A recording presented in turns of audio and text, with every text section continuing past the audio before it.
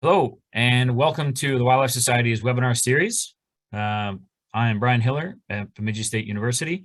I'm also a member of the Wildlife Toxicology Working Group, which is sponsoring this webinar in collaboration with the Minnesota chapter of the Wildlife Society and the Raptor Center. Today, Kenny Flagg, who is coordinating Lead-Free Wildlife Minnesota, will be discussing some of the issues surrounding the use of non-lead ammunition for deer hunting and talking about some of those controversies. Kenny, take it away. Thanks, Brian.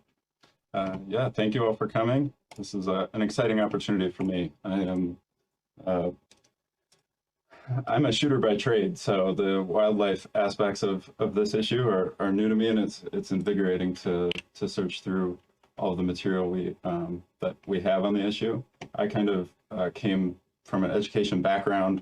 I'm trained in middle level education and behavior, and a big hobby for me at the University of Vermont was learning competitive pistol shooting. So my tie into this issue is kind of a ballistic one, and understanding kind of how to balance speed, power, and accuracy at speed. And so, while it was a light bulb issue for me, realizing that lead was the lead and its toxicology, the human health risks were kind of in the back of our minds, like, telling each other as competitors and athletes, like, wash your hands before eating and that sort of thing.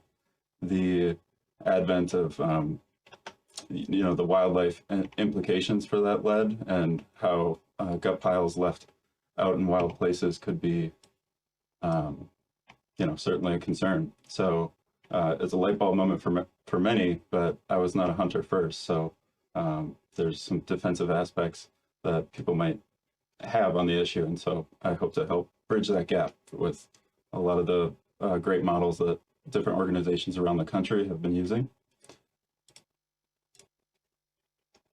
And one thing that helps me tie in, or one thing that is kind of an overarching theme for all of us, I think, is to think about, how has things like leave no trace culture and different norms of conservation kind of become popular and become not only the law of the land, but also how people identify, and how different stakeholders in the shooting sports or the hunting lifestyle, whether it's the Turkey Federation, Pheasants Forever, etc.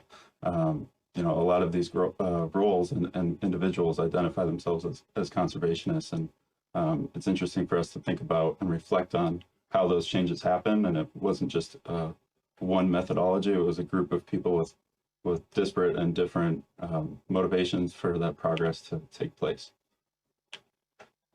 So learning is certainly murky, and this talk will probably be a good example of that, and we'll be kind of going all around. But as I said, a lot of my confidence and understanding is on more of the ballistic side, and some of the Second Amendment culture aspect, and how we can kind of navigate new changes and people possibly being defensive from different things that they've heard, and some of the longstanding memes or myths of what it is that we are trying to do as conservationists and researchers and everyone involved. Could be helpful for us to get some grounding. Lead has been a known poison. Humans have been known to be poisoned or experience symptoms of lead poisoning for thousands of years. But all throughout that time, lead has been a really fascinating and useful material for various purposes, namely slinging that lead at speed with accuracy, and converting energy into a target, or even just for the intrinsic satisfaction of hitting something that you're aiming at. So it really can't be overstated the ballistic benefits that lead can provide, and a lot of the edge cases of just shooting sports. But what we tend to miss, and what people are less aware of, is the toxicology impacts after game is taken, or what could happen to our landscapes. This sort of mountain of unknowns, that what could happen to our landscapes if we're littering them with lead and not doing, not following best practices at gun ranges and otherwise.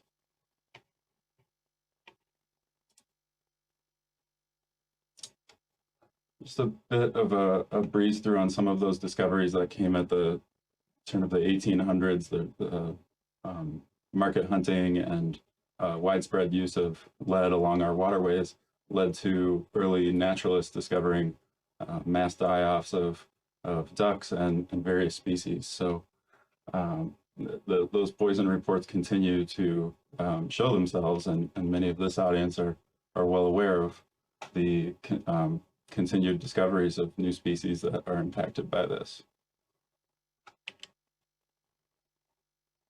Along with some of those discoveries came various lawsuits and legal changes, regulatory efforts, and it's kind of that patchwork of different jurisdictions having a variety of ways of enforcing, preventing that lead getting into our wild places.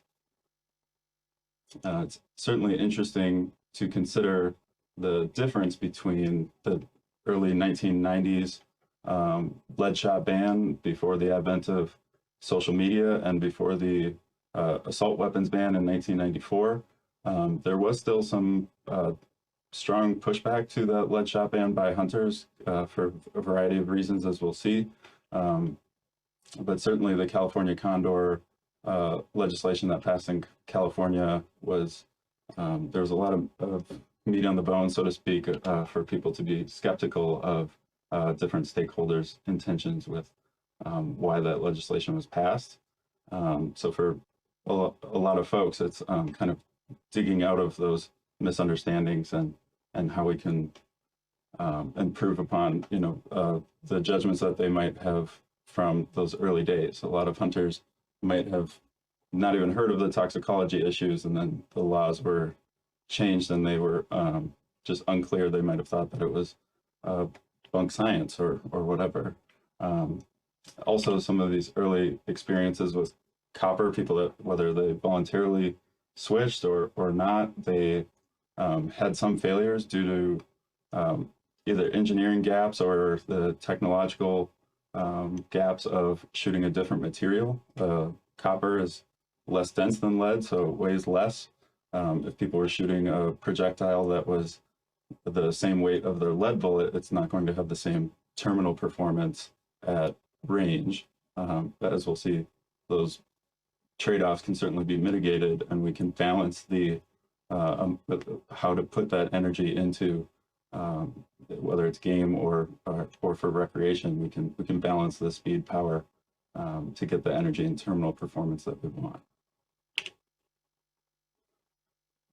This example of a copper failure or an unfortunate circumstance where a hunter is kind of penciling through that animal because the copper is less dense, but it retains that weight instead of some of the characteristics of lead flaking off and shedding that weight. It retained all of its weight and penetrated entirely through the animal, creating a wound channel that is almost similar to like a field-tipped arrow going through that animal, and not creating that terminal shock that we would like to see for a quick, clean, and ethical kill. So some of these early failures, while they might be anecdotal, or perhaps even against the hunter's better judgment, going out into the field using new equipment that they haven't trained with, these things, those experiences do have staying power for people, and we do have to kind of address those aspects of people's skepticism in order to demonstrate that they can soon be confident in using non-lead ammo.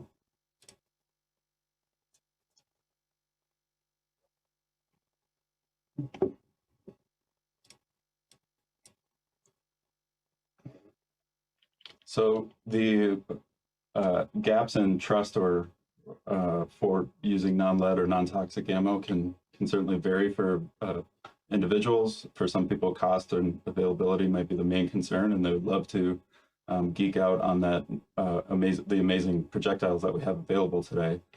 For other people, it is a skepticism towards the science because of information that came across their newsfeed. So we do have to have a wide ranging of approaches to address the issue and sort of fill in some of those skill and understanding gaps with non-lead ammo.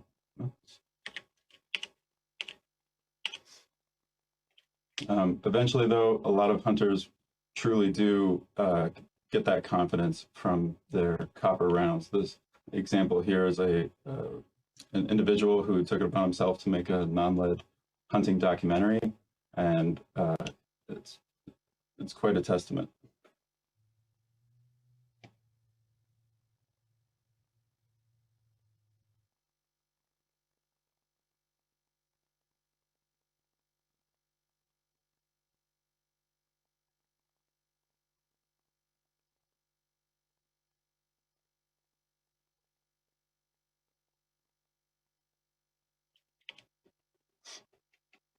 So transitioning to some of that ballistics background in order to help people gain that confidence, there are certain things that and ways that we should frame this conversation so that people don't think there is one just magic bullet. Hunters have always had to understand the capacities of their equipment and build that confidence through practice.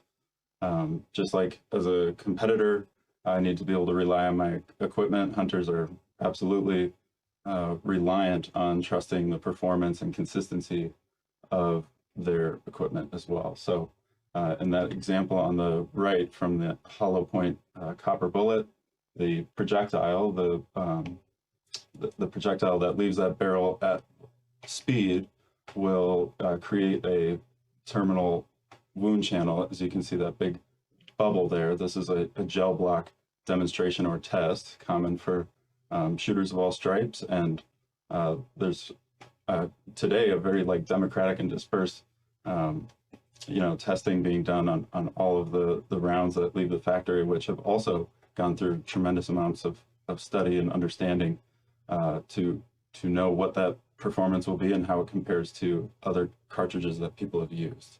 And these differences for centerfire rounds and shotgun rounds, the material and speed and balancing that speed, power, and accuracy is all relevant. So whether we're discussing this with upland bird hunters that have shot steel in the early days and were not able to make those Hail Mary shots that they used to be able to with the amount of material leaving that shot, the steel shot being less dense and not deforming in the same manner as the lead was a difference that they were not accustomed to, which leads to a lot of misconceptions and arguments at hunting camps and so forth.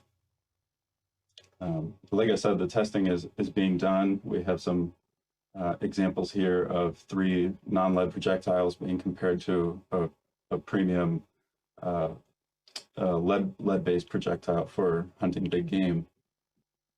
And as was discovered in I think it was the 1940s, there were this snowstorm effect was well understood from lead making an impact. Depending on the velocity, more or less shards and shrapnel will come out in that wound channel. But it's actually a happy byproduct for the terminal performance, because if you're at a farther range and the bullet isn't moving as fast, it will shed some of that weight and create more of that terminal shock on the inside. And one trade-off and detriment for hunters, though, would be that you have more wound loss or not wound loss, but sort of bloodshot meat and less meat for procuring from that game. But these examples here demonstrate that both the non-lead projectiles and lead projectiles can create tremendously adequate and consistent wound cavities to get the performance that we need. So it really is filling in that understanding gap. A bit about shotgun ballistics. Again, the story is similar. However, it's amazing to find. I mean, these came from a YouTuber that I neglected to give credit to. I will update that. The bismuth and tungsten shot that we have today is actually far better than any of the lead shot before the 1991 phase out. When that phase out went into effect, there were stories of hunters boycotting. There were stories of many hunters boycotting duck hunting altogether, or what have you, and it's unfortunate. And hopefully, some of them came back around, because the energy, the amount of foot-pounds per pellet from some of the extraordinarily beneficial, like bismuth shot, is can't be overlooked.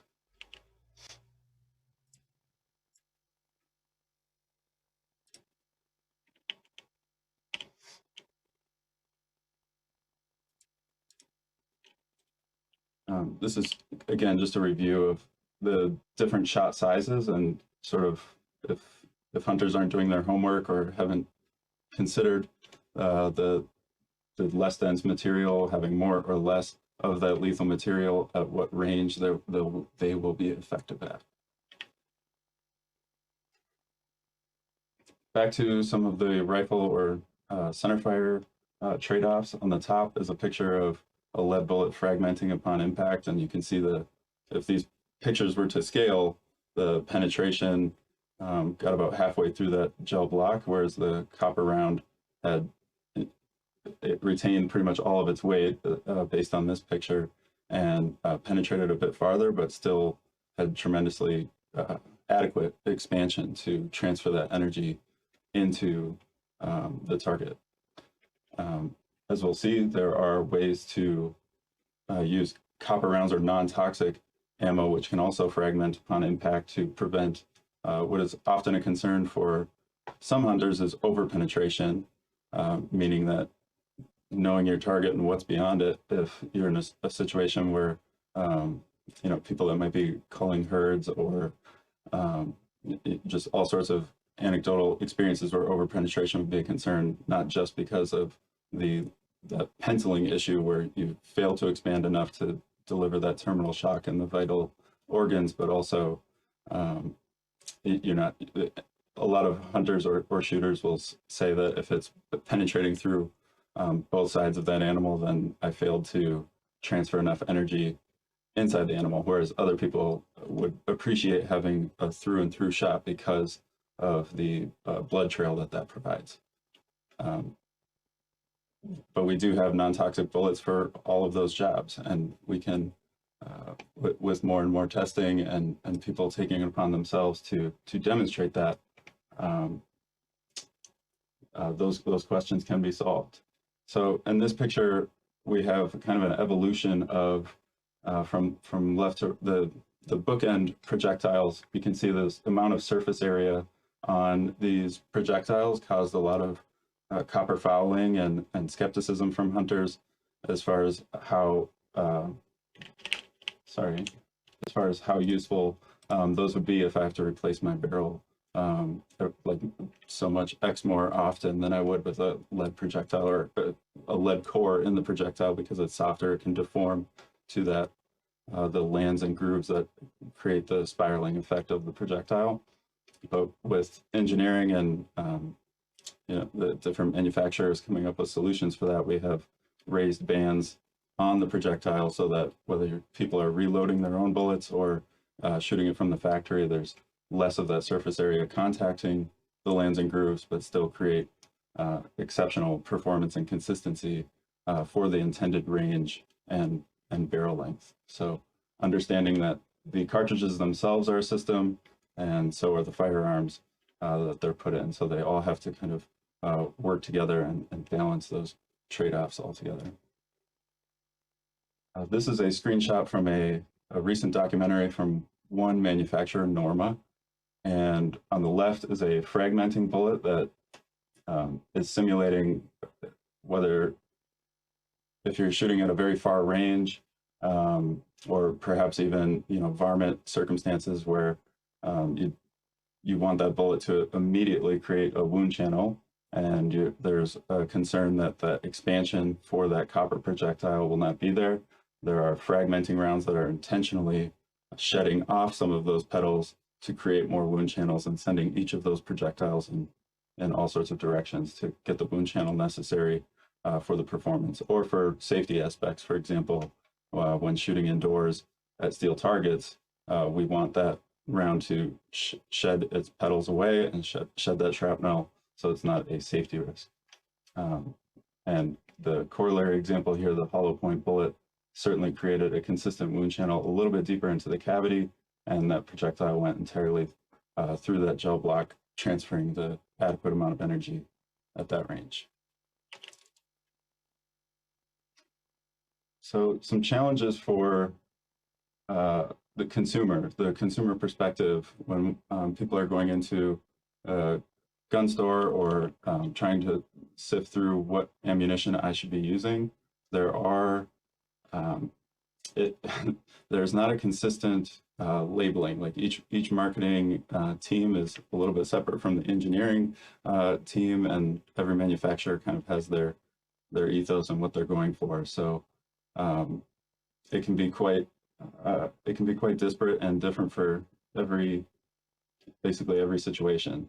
However, some do choose to say lead-free projectile, where others, in the example of that trophy copper, you can see that it sort of has endorsements from different stakeholders like Rocky Mountain Elk Foundation and trophy copper being an adequate and safe to use for big game hunts. Here we have on the left side jacketed hollow point. So someone that's accustomed to the meat eater line might be assuming that that is a lead-free projectile to take varmint, but they might indeed be in an area where they are risking leaving some of that lead that's contaminated meat behind. Here's another example where a consumer might make an assumption that this is safe to use in an area or jurisdiction where it's either regulated or perhaps upon themselves they think this is an adequate round for hunting and neglect to take that gut pile out. That is indeed a lead core, and it's very difficult to tell just by looking at the box or even looking at the cartridge. So thinking about what's driving most hunters, and this is certainly the case for a lot of competitors that I know in the shooting sports, there's sort of an intrinsic drive through competition or being able to look at a spot and hit that spot consistently.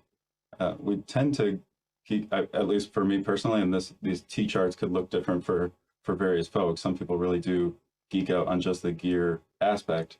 However, for most folks, being able to provide for their family or people in need and consuming, that organic natural resource is, their main focus in this tradition that they follow. So we can understand that as educators and bring to the table tools that meet their needs and can still offer those intrinsic rewards by using non-toxic shot.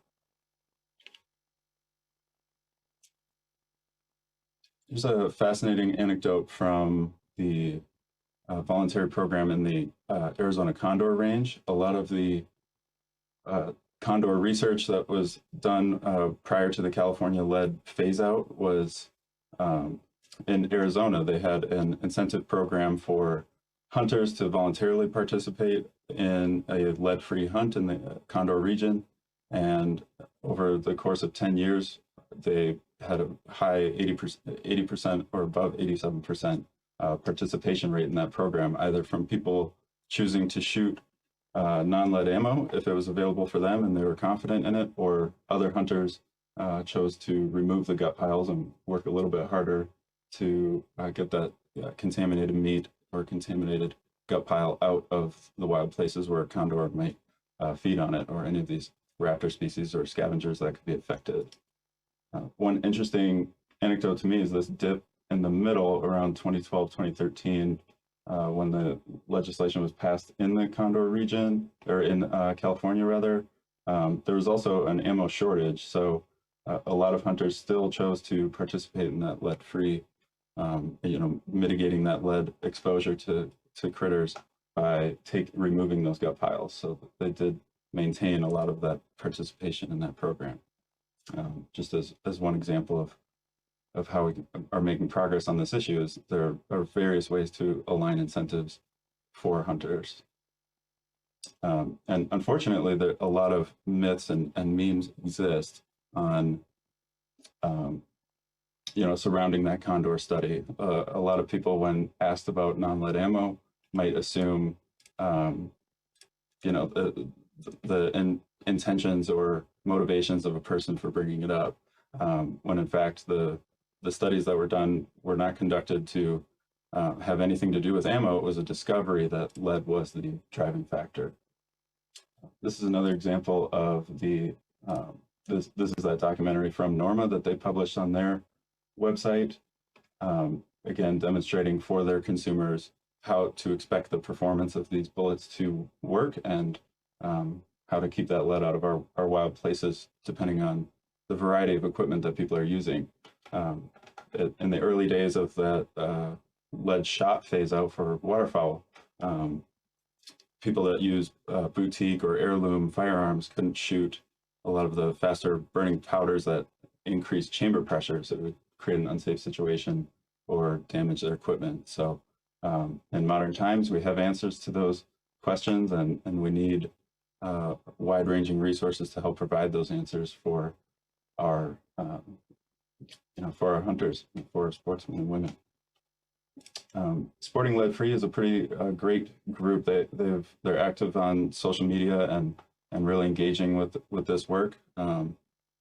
And similar to a lot of the other people like Boots on the Ground that are putting on these gel block demonstrations or working with one another, they're there for the hunters first, to help them build that confidence and identify solutions to gaps in their skills or understanding.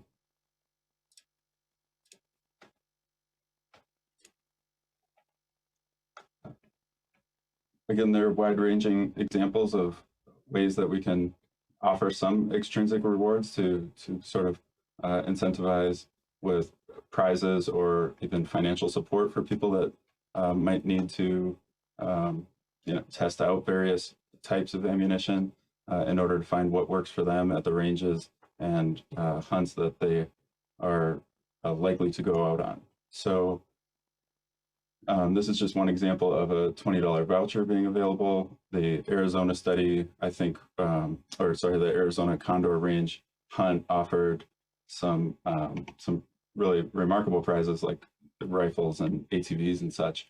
But anything that we can do to be proactive and incentivize hunters so that they at least give it a shot, that they at least try and identify what could work for them. I'll give a shout out to the Oregon Zoo. The lead lead-free hunting coordinator out there offers local hunters a chance to come shoot a variety of types of ammo, so they don't have to make that upfront investment, and they can find something that performs comparably as far as the precision and accuracy aspects with their equipment or their firearms that they already own, and then continue to use that bullet moving forward.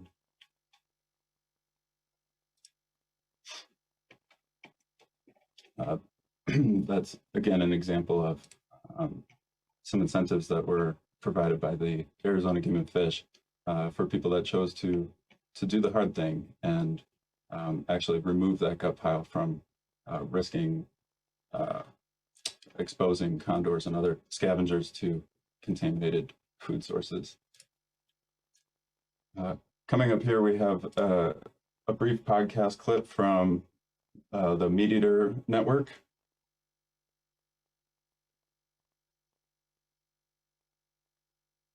Kenny, we had an issue with the audio last time. We couldn't hear the audio from your video. Oh, okay. Can I get a thumbs up on this one? I can't hear anything. Okay.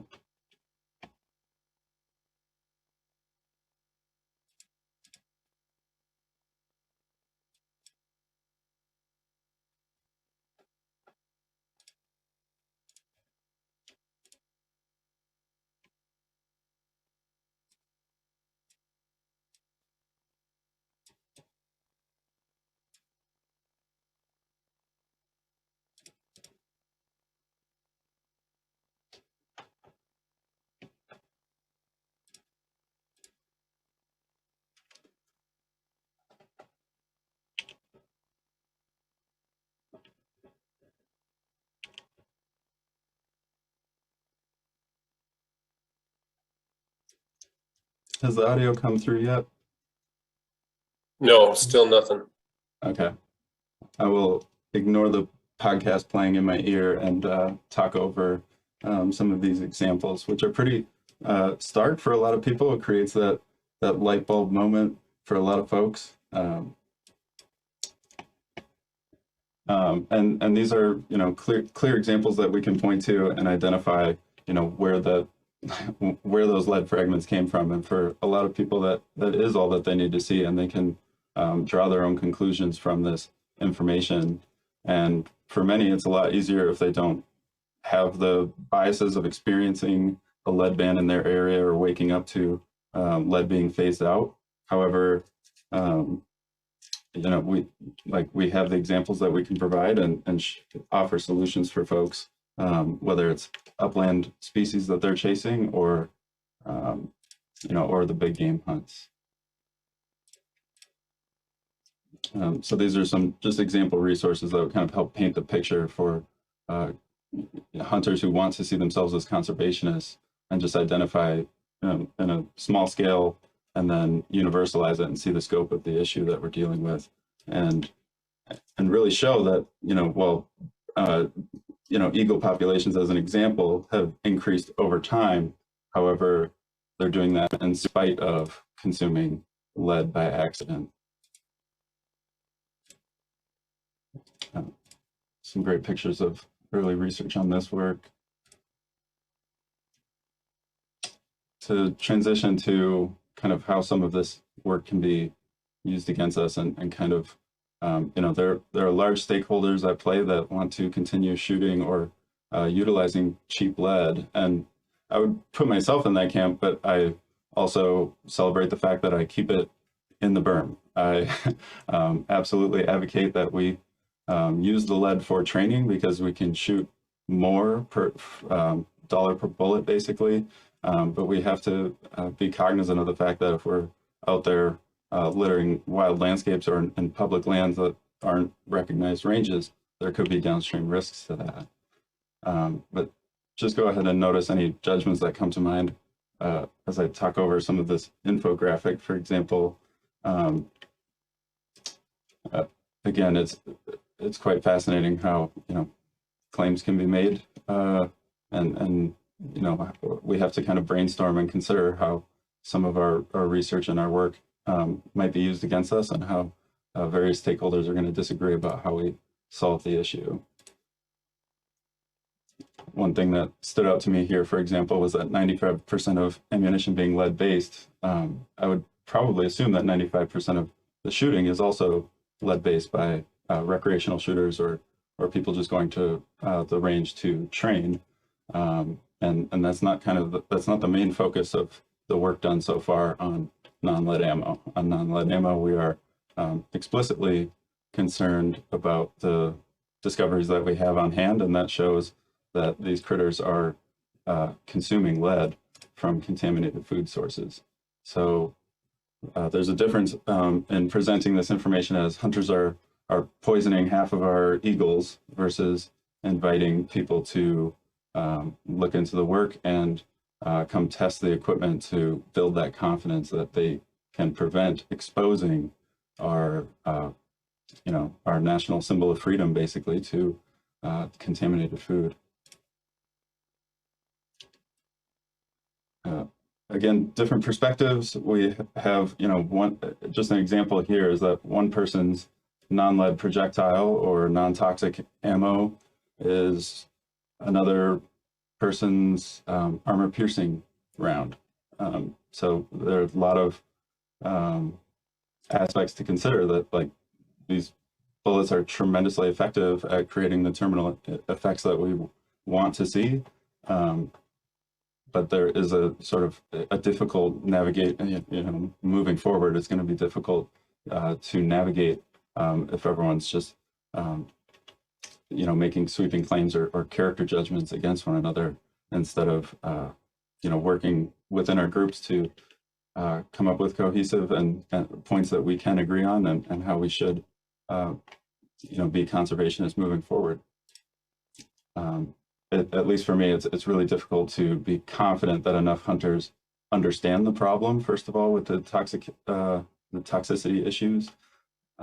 So a big priority for work with these lead demonstrations and collaborations with groups like Sporting Lead Free or Hunting with Non-Lead is raising that awareness and education first. And it's totally fine that these groups are working with organizations that have the disagreement amongst each other as far as how these things come to bear, whether it's a full lead ban. So be it. People are going to have their policy disagreements one way or another. At the end of the day, even if a lead ban came overnight, we'll still have a lot of hunters that will need to learn how to use this equipment effectively in order to get the performance that they expect and to be the ethical hunters that they identify as.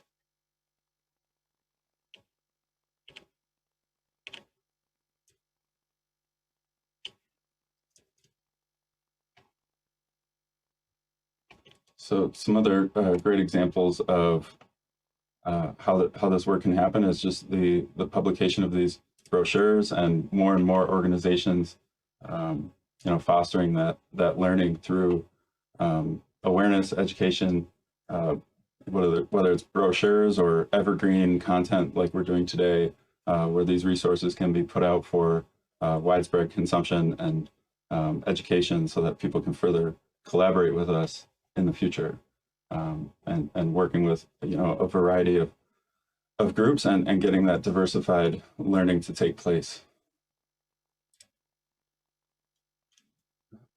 We have some tremendous examples, and really it's an amazing Google search to search through all of the great work that's being done across the board on these demonstrations and all the different stakeholders involved. I neglected to put some amazing resources. I think I gave a shout out to the Oregon Zoo earlier. Hunting with Non-Lead is certainly another one that deserves to be celebrated, and I thank them for their resources that they've provided on their website, and these are resources that we can provide directly to hunters to help them educate themselves and build that confidence once again. All right. I have plenty more of these resources to add in for the time being. If anyone wants to download the slide deck as it currently stands, they can access it here at that QR code. And I'm going to go ahead and take a sip of water while we get our panel assembled so that we can get everyone's spot lit and get the conversation going. I'm excited to see what the Q&A has provided. Okay, great. Thanks, Kenny. Right on time. Appreciate that. So we're just going to jump into answering the questions that folks put in the Q&A, and then once we get through that list, then if people have more questions, we'll just keep going until we run out of time. So we got about 22 minutes here or so. So I'll just start again. I'll just kind of work down the list. Sorry.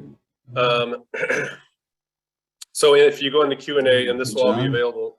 Oh, Brian, somebody talking? I'm going to add our panelists to the spotlight here. So Oh, thank you. Okay. So some of the stuff in the Q&A is just links to some videos. I'm not sure if you're muted or. Who, me? Can you hear me? You're fine, Steve. Okay. Yes. Okay, thanks. I got very confused there for a moment. Oh, sorry. Okay. My volume is down. There you go. First question, could investments be made for research and development and create more reliable non-toxic munitions? Kenny, I'll let you touch that one. Yeah, I mean, it's hard for me. I mean, it's a difficult thing to manage, right? But I would start with our, known people that we're buying ammo from already. There have been reports, for example, of copper rounds that perhaps are less popular for distributors or people selling the ammunition. They might be marking those prices up a little bit higher than necessary, and having those conversations and encouraging sporters to have those conversations with distributors, because that's a direct line for them to talk to the manufacturers and identify kind of how, what the demand is on these cartridges, and also calling the manufacturers and identifying like what their engineers have put into these rounds and how they expect them to perform is a great way for hunters to build that confidence and for us to get new great products down the line. Okay. And Kenny, just one little thing about some of the copper rounds. I mean, the copper bullet development started primarily for use in large, dangerous game in Africa. So it was developed to stop large animals efficiently and effectively. So the ammunition has been fairly well tested. It's not new. It's being more widely used, but the options in terms of copper are pretty good at this point. They're pretty well thoroughly tested. So it's just a matter of making sure that the hunters are preparing themselves before they go out in the field. Yeah, and like that confidence of knowing at what distances we can use. A lot of those big game hunts, people tended to be closer to the animal, or they're using such a large caliber that's moving so fast that the low expansion is a non-issue. Whereas if someone's moving from a 243 Winchester from a lead round to a non-lead round, you're going to want to shoot a lighter bullet and bring your effective range in a little bit to have that confidence in a lot of the shot today. But as I mentioned, there's these frangible rounds and advances in all aspects of non-toxic projectiles that are going to continue to develop. By the way, I forgot to say, the other panelists here are John Moriarty with Three Rivers Parks, and Julie Ponder with the University of Minnesota's Raptor Center, and Steve Windles, Minnesota chapter of the Wildlife Society. Okay, next question here. What are the strategies to change the confusing marketing approaches? I guess anybody besides Kenny can answer this too if they feel like it.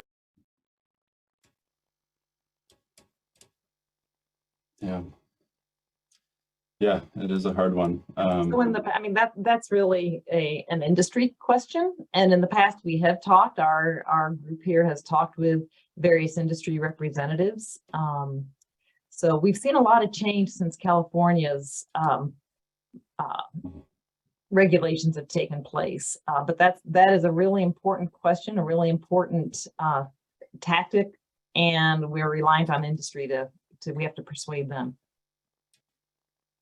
Yeah.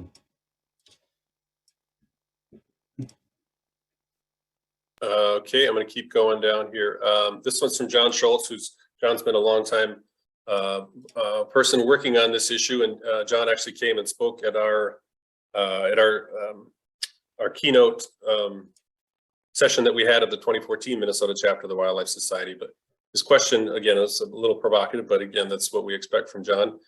This is some great technical information, but social and behavioral psychology shows that information alone has limited effect on behavioral change. When will TWS and related stakeholders take a more meaningful human dimensions approach, focusing on different target audiences, messaging, techniques, and effective outcome monitoring? Steve, this is not a true thing. This is more to humor John. It's once we can develop a way of getting $19.95 a month and we throw in a t-shirt. But it's a tough thing to go, and my feeling is not so much aiming at when I talk with people, professionally, it's about the effects of wildlife, but I think grandmas for copper or moms for copper is a much stronger effort to get people to switch, because there's not a pediatrician, at least I don't think there are, except the one running for governor in Minnesota, that would say that copper should be in any kid's bloodstream. And so when moms hear that, they kind of nudge the husbands, but just talking to hunters isn't the best way.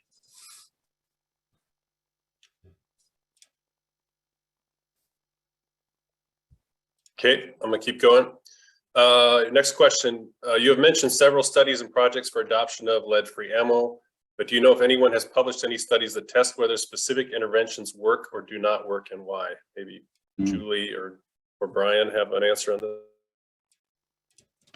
I know of one graduate student who worked at a project like that, but not published. So I don't know of any. Brian? Not that I know of off the top of my head. From a grad, yeah, there were a couple of grad students looking at it, but I haven't seen any published papers on it recently. Yeah, I haven't seen anything published on that. I just have the anecdotes that, you know, from people that are doing this work on the range or doing the gel block studies or providing that ammo to hunters. You know, they kind of just have that perspective that, you know, with those folks that, you know, the education first approach and not volunteering their policy opinions tends to allow people to be more inviting. And these people that are doing that work, you know, they can have their private beliefs or have their underwriters that have different opinions than the industry stakeholders or other people involved. So I haven't seen anything studied on that or anything published on that, but just the anecdotal experience from other folks doing this work. Yeah. Okay, next one. Lead has been banned for waterfowl for decades, but the comparatively poor performance of steel shot may contribute to the hesitancy of hunters to embrace non-toxic ammo for other pursuits. Is anything being done to mitigate the high prices of ammo featuring tungsten or bismuth shot? From what I've heard from the engineers making this stuff, for them it comes down to the raw materials. You know, the raw materials of the cost, and the engineers don't set the price, and the consumers don't set the price. So we really just have to be, you know, planning ahead. You know, I think I've mentioned to the working group that there's kind of a meme in the competitive shooting scene that if you buy your ammunition like eggs and milk, you might have a bad time when there's a shortage. And that's certainly the case for non-toxic ammo, which is less of the overall pie that's you know, available for ammunition. So buying ahead of time, or if you're in a jurisdiction that allows for buying online, you know, buying in larger quantities to when the price is right, that's the best that we can offer so far. Okay, thanks, Kenny. Next one is curious why you characterize lead-free advocates as anti-hunting. I would not make such a sweeping generalization. I guess I'll answer that one, and that we certainly are not saying that. Again, I think Kenny was talking about there are groups that will label any effort to promote lead-free ammunition as anti-hunting. So certainly the Minnesota chapter of the Wildlife Society is that's not you know, our mission statement at all. No. Certainly not. And I also don't think, you know, individually, that's not who really we are either. Like none of us are anti-hunting in that. And I think what Kenny was doing was quoting, you know, the industry sources who, you know, are putting out and fairly regularly. And I see the same thing when we have outreach events. You know, why are you guys anti-hunting? Well, if you can look behind me, I'm clearly not anti-hunting. My bookshelves are covered in hunting books, and I got decoys and duck calls all over the place. I'm clearly not anti-hunting. What I am, though, however, is certainly, you know, seeing hunters and anglers as well, as Mark Pokers pointed out, you know, lead the way. And I think that's really what the goal here is to allow, you know, traditional users, as they have been for, you know, for over a century, to lead the way in conservation.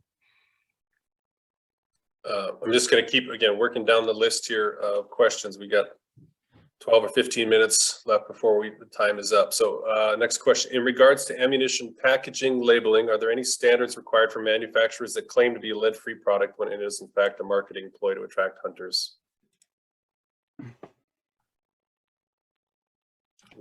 Kenny, do you have any idea on that one? Sorry, I was distracted. What was the gist of that one? I'm not in the open chat. Is there any, who oversees the labeling on packaging from ammunition?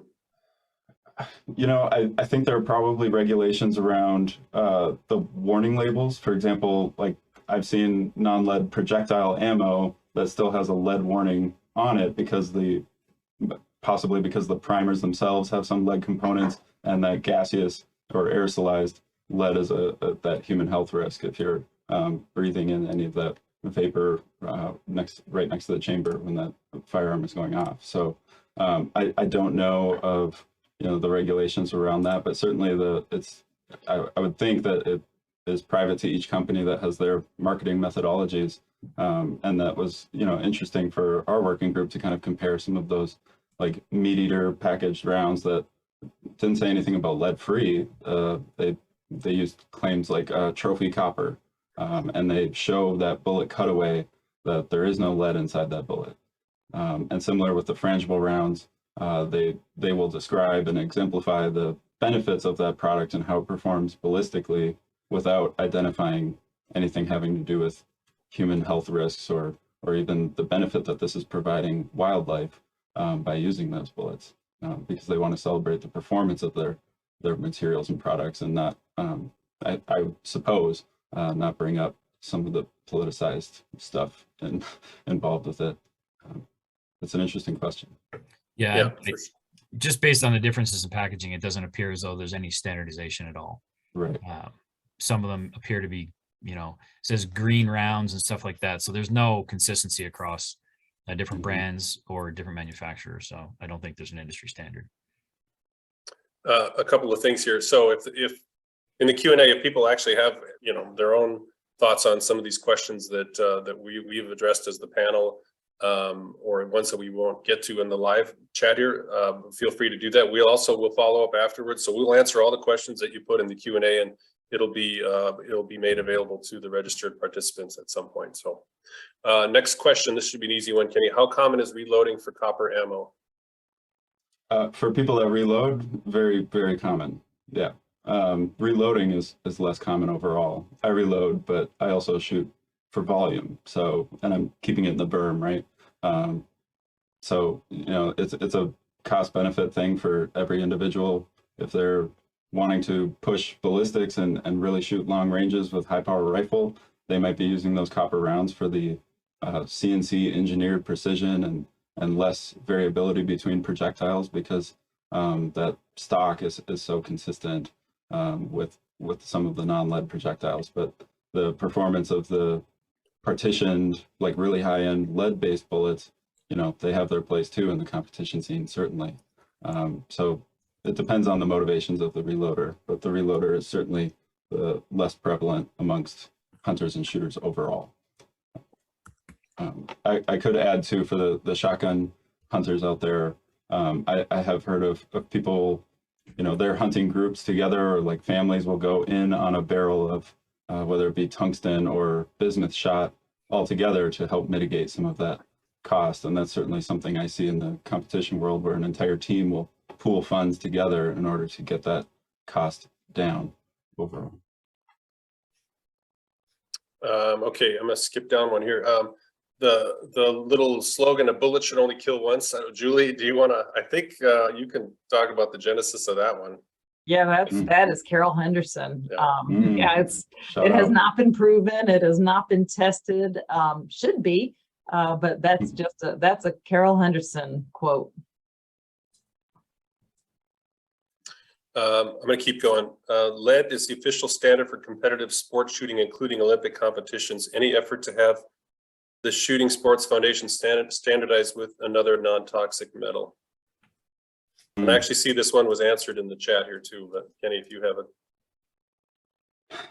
As a competitor, I would love to see it. I could be less neurotic about touching my face and more focused on the game at hand, and putting the rounds where they're supposed to be. It comes down to that raw materials cost again, and I think getting the stakeholders involved. A lot of the shooting sports is directly tied to and thankful of the ammo manufacturing and firearm industry at large. That being said, there is some effort overseas to make that change towards non-lead projectiles, and there's great engineering work being done on powdered metallurgy, for example, and using basically powdered lead or other alloys to create a frangible bullet that performs comparably to lead bullets. And for most competition, the bullseye stuff aside, for most competition circumstances, it's not a premium accuracy. We don't need like precision. There is some variability allowed when you're shooting out of like a 5-inch pistol barrel, for example. Okay, next one. This is actually from the South Dakota State University's wildlife management class. I believe this is their first day of class. Cool. What's the best approach to informing a disgruntled hunter about the lead shot issue without making them feel like they're being talked down to? John or Julie, maybe?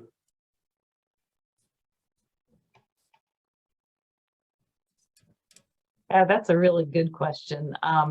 Anytime you're trying to work with somebody that is disgruntled or that you're trying to have a tough conversation like this, it's best to start with common ground, find out what you agree on, and to engage them in, okay, where do we go from here? So that's always my approach, is rather than just kind of attacking it head on, just, you know, trying to find that common ground that we both agree on something, like we don't want eagles to suffer horrible deaths or something, and then, okay, bring them into the conversation of what could be done.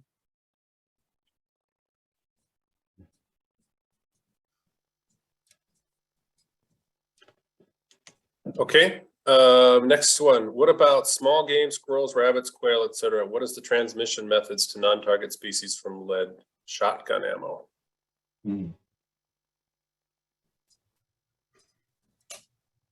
Yeah, Brian, yeah, you had mentioned that Western study, right? There was someone looking into, was it prairie dogs? Yeah, Prairie dogs. Mike McTee and a couple other folks and I got it. We did some work with, basically we put cameras on, well, primarily Mike put cameras on prairie dogs that were being shot for control and for target purposes. And there was a pretty wide variety of scavengers that were basically, the shooting was ringing a dinner bell for them, and they were coming for and scavenging the carcass remains from the prairie dog. So it does certainly present a possibility. Wounded animals that, you know, that are left in the field could also present an easy meal for a raptor or something else like that. So it's certainly possible. It just really hasn't been studied as well as some of the other aspects of transfer to scavengers and predatory birds at this point. John Schultz, a number of years ago, did a lot of work looking at just the amount of lead pellets on the shooting grounds for dove fields, and the doves are actually picking them up as grit. So there is a secondary poisoning that's going on, and John could weigh in with another question or a comment, but I mean, that was kind of squashed by people above John as far as getting that information out. But, you know, if there is enough lead, and I know there was a comment in there about, you know, is spent lead a problem? It depends on the quantity that's out there. I mean, in some heavily shot fields, especially for mourning doves, you know, that's the main grit source. So it is a problem. And actually some of the original research from actually 1876 was done on pheasants, because they were doing the same thing. They were picking up lead as grit on commonly shot areas in the UK. That's how we lost a lot of swans back in the 80s and early 90s, was they were getting lead out of wetlands that hadn't been shot over for 40 years. So it's highly variable. Yep. Would be my suggestion across the landscape. Okay, we got time for just a couple more questions here live. And again, we're going to try to answer all of these questions after the fact, and then we'll send it out to folks just, again, with our own thoughts about it. This is a good one here. What incentive programs have been shown to be the most effective when it comes to educating the public? Have you thought about collaborating with hunters who have popular hunting shows, podcasts? I worry hunters might respect the opinion of fellow hunters more so than a biologist or someone working in the natural resources field. And this, again, is an issue that we've been talking about here in Minnesota since we started this, you know, more 10 years ago or more, as to who are the people that are most credible in terms of changing minds. And again, I'll let one of the other panelists here take a stab at this one. Yeah, I'll just jump in and say that I'd love to see the positive frame messages that are coming out of, you know, Ron Spomer. He's collaborated with the working group in the past. And that I'll shout out again, that Meat Eater Collective. There are some really knowledgeable folks and proficient competitors that are helping, you know, develop some of that understanding of what these rounds can do at range. For example, the Western hunters that are reaching out past 400 yards, you know, they have questions about the efficacy of certain copper bullets, and these organizations and media companies are doing a great job at exemplifying some of that work. And just providing those data points for people to get started.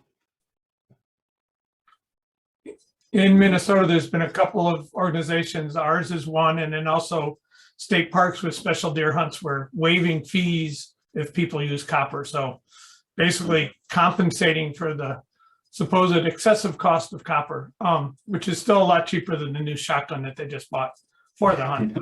That's another. Yeah, right. It's a good point, John. Depending on the hunt, it's, you know, a pretty small numerator for the Yeah. denominator of the budget going into the hunt. You know, where And it that was becomes one of the more questions we got earlier, actually, was Yeah. how does that compare? What's the cost look like compared to, you know, traditional lead Right. bullets? And in most cases, it's comparable to your high-end bonded bullets. Mhm.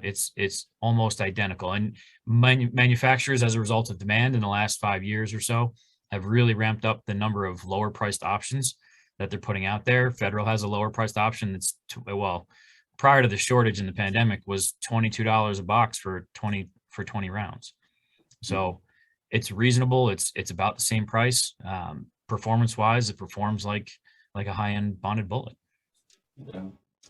I'll point back to that clip that Cal, sorry, the audio wasn't playing, but one thing he mentioned was, you know, with high volume hunts, if you're shooting a lot of bismuth, I mean, that cost really does rack up. So if he's in an area where with low predation from scavengers and a really high confidence, he will shoot lead at, I think he called them penned birds, depending, but he's quite cognizant of ridding the material out of wildlife.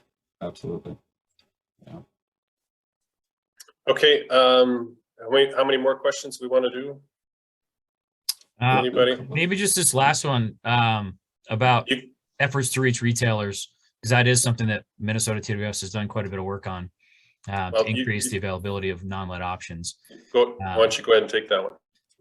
We have done quite a bit of outreach. Carol Henderson did a ton of work visiting with Minneapolis, St. Paul area retailers, contacting their headquarters. Others of us have done this at sort of other outstate areas, and we are seeing increases. You know, I'm not far from Reed Sporting Goods in Walker, and they have a full selection of non-lead options. And that's typically in the last few years, that's some of the first stuff to go.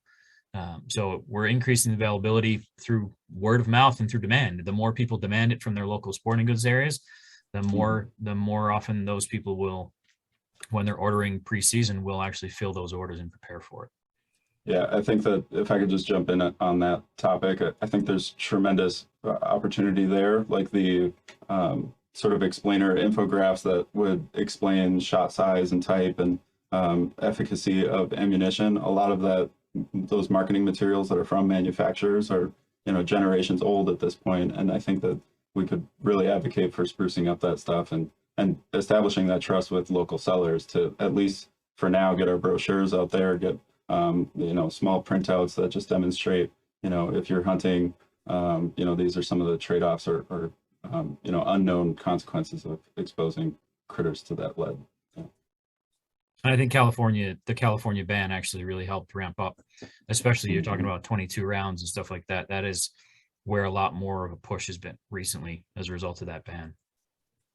Yeah. Okay, well, there were lots of questions about this. Presentation is being recorded. It will be available through the TWS website, and also the Minnesota chapter will make it available on our website, leadfreewildlifeminnesota.com. And again, we will address all the questions we have. We'll have the links there. We'll try to just make this, because in the Q&A, there are lots of people who jumped in and answered questions and provided links. And so we'll try to just make that as accessible as possible to anybody that was on here. So we really appreciate the interest. Apparently we set a record for a TWS webinar. We had 425 registered this morning. We ended up with about 260 that actually signed in. So which still was 5 times what they normally get according to Tricia. So it's an issue that people are really interested in, and we were excited for to see all the interest. So again, thanks to everybody for watching and for your questions. Feel free to reach out to us, Kenny and Brian and myself, or John and Julie as well, and we're happy to share what we're doing here in Minnesota. Any last words, Brian, John, Kenny? Thank you for all the interest. Yeah, I'm really grateful for all the support from this group and certainly having everyone's attention today. It's been awesome. Okay, Tricia, that's it. We'll keep it going. Thank you. Thanks, folks.